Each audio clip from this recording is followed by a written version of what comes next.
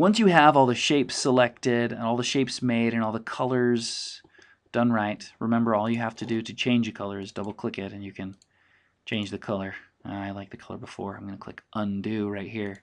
Go back to my other color. Also be aware that if you'd like to, you can move your mouse to the very corner where it becomes a kind of a curve there, and you can actually rotate your shape slightly if you want to, and click the check mark so you can rotate them too. What we're going to do now is we need to write the word color right at the top.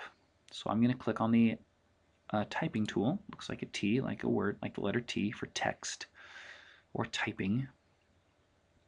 It's going to pull up here. It can sometimes take a little while because it has to load all the fonts and all the font faces that we use.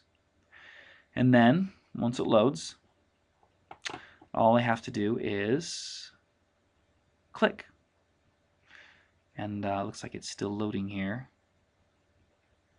Yes. Okay, I click, and I can type in the word colors. Now, is that what we're supposed to type?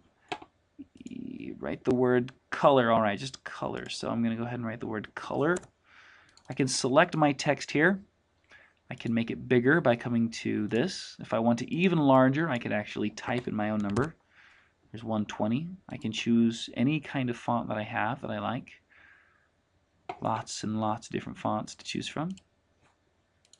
And just like the pictures, you can change the color by double-clicking and then coming up here. And I can go more colors. And then I have all these colors here, so I can choose any color that I like. There we go. So here I have the assignment. That's pretty much all you have to do. Then we file, we save as. That's very important. Let me do that again. File, save as, and you're going to go ahead and call it color or whatever you want. Now this is what's important. The format needs to be PNG. PNG. If you recall here, it then says, then save the picture as a .png and put it in a web page. So it's very important that we save this file type as a PNG.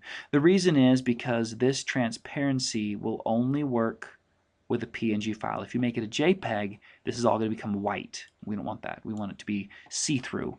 So we're going to make it a PNG. I'm going to go ahead and save mine on the desktop. You will save yours in your web design folder.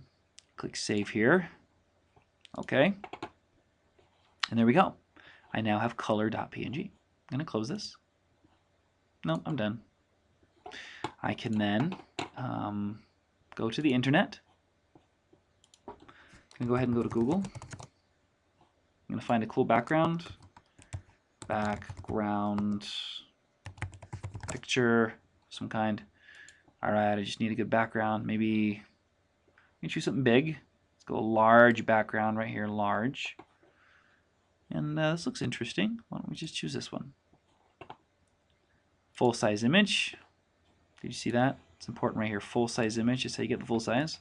Right click and save image as.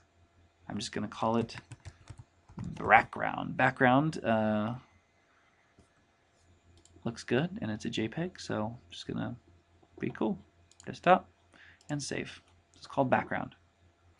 So now all I have to do is write the code for it. I have background and color, and the next video will show you how to put in the code.